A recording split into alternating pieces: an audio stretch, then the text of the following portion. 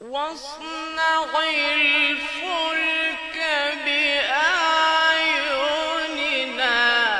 ووحينا ولا تخاطبني في الذين ظلموا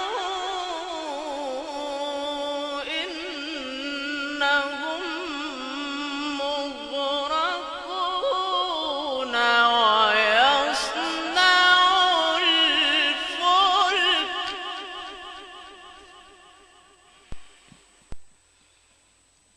ويصنع الفلك وكلما مر